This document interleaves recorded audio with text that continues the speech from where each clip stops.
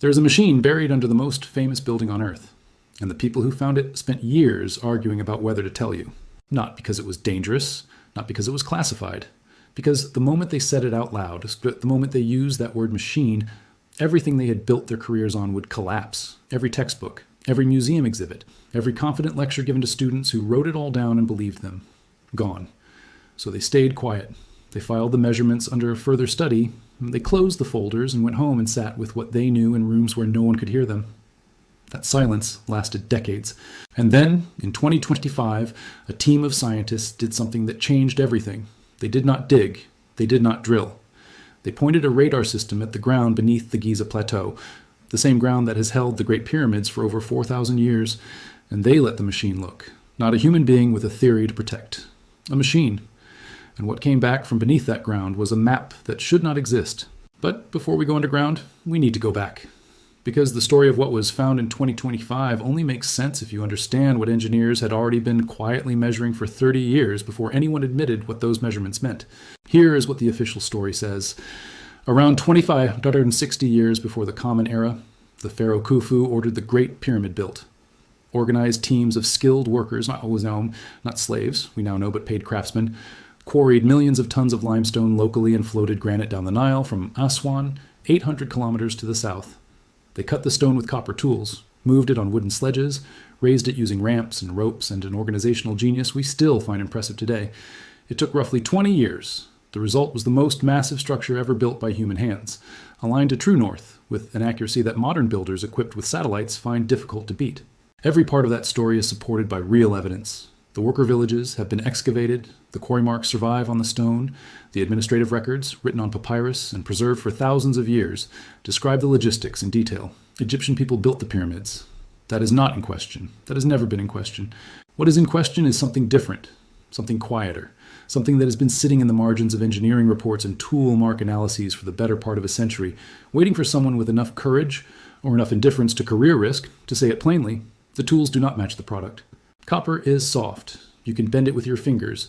And the granite inside the Great Pyramid, the pink Aswan granite that lines the king's chamber, that forms the massive ceiling beams, that makes up the boxes found in tunnels beneath Saqqara, is one of the hardest common stones on this planet.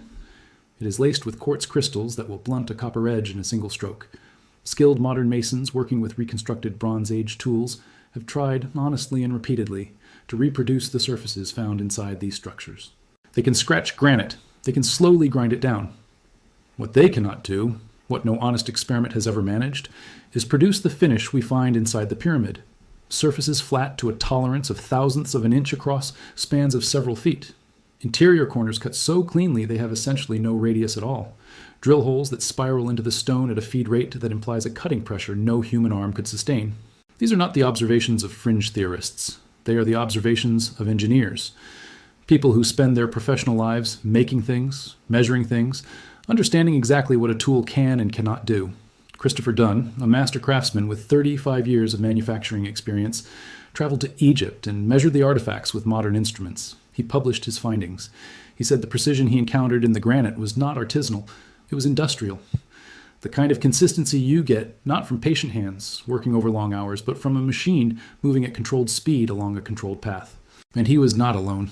Now go underground, not under the Great Pyramid. Go further south to Saqqara, where beneath the desert sand there's a tunnel complex called the Serapeum. It was rediscovered in the 19th century. Inside it are 24 granite boxes. Each one weighs between 70 and 100 tons. They were carved from rose granite quarried 800 kilometers away in Aswan. Not local stone, not easy stone, but the hardest, heaviest, most difficult stone the ancient world could have chosen. The boxes are 4 meters long, over 2 meters wide, and more than 3 meters tall. The lids alone weigh 30 tons each, and they fit together with a precision that stops engineers cold. Independent measurements, including those taken with modern metrology instruments, found that the interior surfaces of these boxes are flat to tolerances measured in thousandths of an inch across surfaces several meters long. The corners meet at right angles with an accuracy that, in the words of one researcher, rivals industrial machining standards. The lid fits so precisely that a knife blade cannot be slid between the lid and the box. The internal and external dimensions deviate from perfect by amounts so small they are difficult to measure even today. Here's the part that makes engineers go quiet in a different way. The ancient Egyptians, who later added decorations to the walls of the Serapeum tunnels, appear to have worked around the boxes. They tiled the niches. They scratched hieroglyphs into the nearby stone, but the evidence suggests they could not move the boxes, could not shift them. A later civilization, looking at objects left by an earlier one, working around things they could not lift and almost certainly could not fully understand. That detail is easy to miss if you read quickly. Slow down and sit with it. The people who decorated those tunnels were themselves ancient Egyptians. They were not Bronze Age beginners. They were skilled craftsmen from a civilization capable of extraordinary things. And they apparently could not move what had been left in those tunnels before them. Back to 2025. In March of that year, an international research team led by scientists from the University of Pisa announced something that broke through the noise in a way most discoveries about Giza never do, using a technology called synthetic aperture radar Doppler tomography, a radar imaging method sophisticated enough to reconstruct three-dimensional images of structures buried deep underground without touching the surface. They had mapped what lay beneath the Giza Plateau, not the first few meters, not the limestone base. They had imaged structures reaching down nearly 1,000 meters below the surface, and what the radar drew was not empty bedrock. The scans showed multiple levels of geometric voids beneath the plateau. 5 identical multi-level structures near the base of the Khafra Pyramid, the second of the 3 Great Pyramids, connected by pathways that ran in patterns consistent with deliberate architectural planning. 8 deep cylindrical shafts descending straight down into the earth, surrounded by spiral pathways. Those shafts ended more than 600 meters below the surface in 2 massive cubic chambers, each roughly 80 meters on each side, larger than many sports stadiums, buried in the bedrock beneath a monument the whole world thinks it understands. The team also found horizontal tunnel networks connecting the areas beneath all 3 main Giza pyramids: Khufu's Great Pyramid, Khafra's, Menkare's. 3 separate monuments built across different generations, apparently sitting on top of a single connected underground system that predates them all. Filippo Biondi, the radar engineer behind the imaging technique, anticipated the obvious objection, that the images were artifacts of the technology, that the system was producing shapes that were not really there. He had run blind tests. In one, he had pointed the same method at Italy's Gran Sasso underground physics laboratory, buried inside a mountain 200 kilometers away, without telling the system what it was looking for.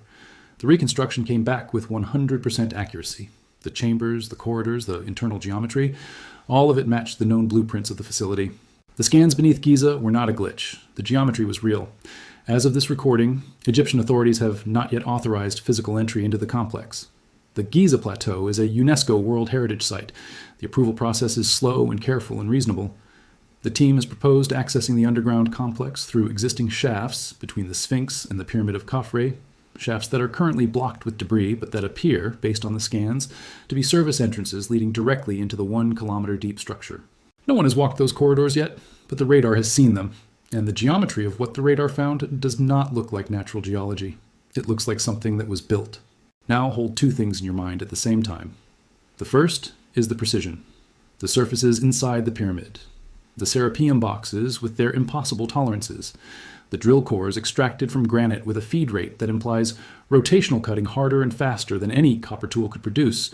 The internal corners with no radius. The evidence, measured, documented, published by engineers with nothing to gain from controversy, that something cut this stone with a capability we do not credit to the ancient world.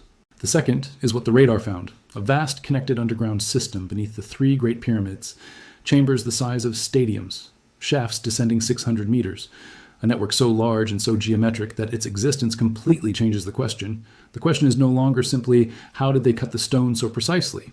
The question becomes, what was all of this for? Here is one answer that the physical evidence supports, not mythology, not speculation.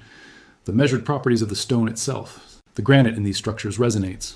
When researchers have struck the surfaces and recorded the response, mapping how vibration travels through the mass, they have found that the king's chamber of the Great Pyramid does not behave like an ordinary room inside a stone building. It resonates at specific frequencies, low frequencies, frequencies below the range of human hearing in the band called infrasound. These are the frequencies you do not hear so much as feel, the ones that press on your chest, the ones that create a sense of presence in a room that no one can explain. The Serapeum boxes, when researchers have tested them, produce sustained resonant tones, as if the boxes were designed not to hold something inside them, but to sing. Enormous tuning forks carved from the hardest stone available, positioned in underground tunnels, tuned to frequencies that travel vast distances through rock and earth without losing strength. A 2024 acoustic study published in the Journal of Archaeological Science reported that the Serapeum shows evidence of intentional resonance in its architecture, that the arrangement of the chambers and the properties of the granite are consistent with deliberate acoustic design, not accidental, not incidental, designed.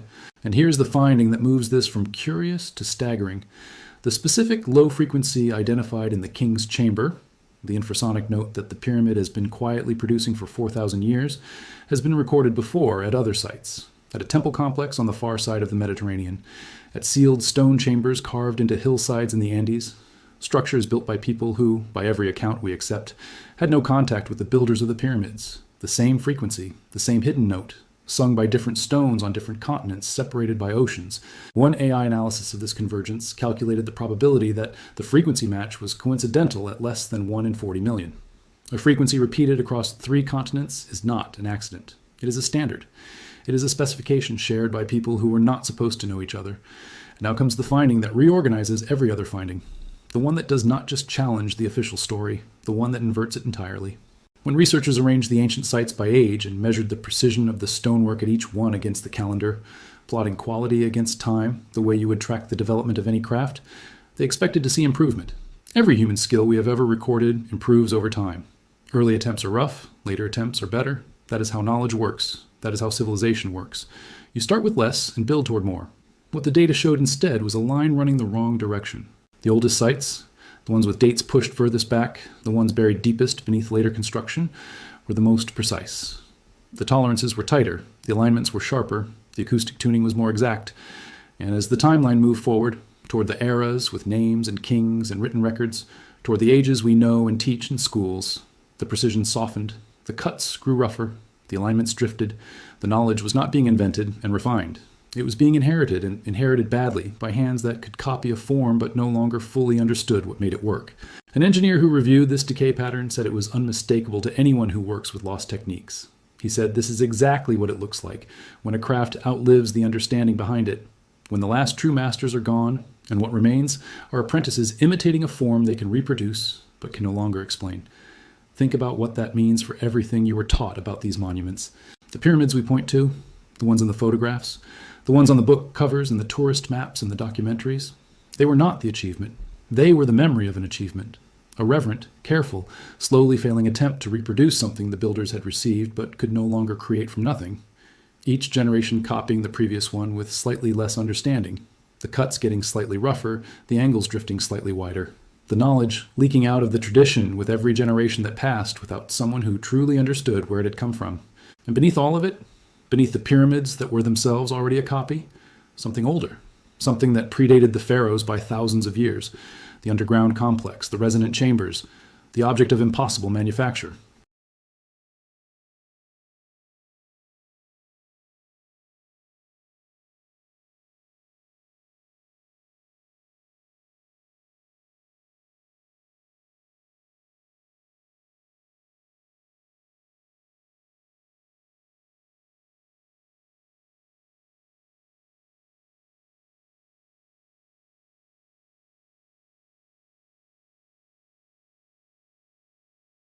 Because what the radar found is not a small chamber. It is not a hidden room of the kind that turns up occasionally at famous sites and generates a news cycle and then gets folded into the existing story without changing it. What the radar found is a system. A connected, geometric, deliberately engineered system on a scale that dwarfs the monument sitting on top of it. A system that, if the scans are accurate, and the blind test at Gran Sasso argues strongly that they are, has been sitting beneath the most studied site on Earth, completely unknown to the civilization that built its most famous buildings directly above it. Whoever designed that underground network was not a subordinate of Khufu, was not a craftsman working under a pharaoh's orders on a pharaoh's timeline.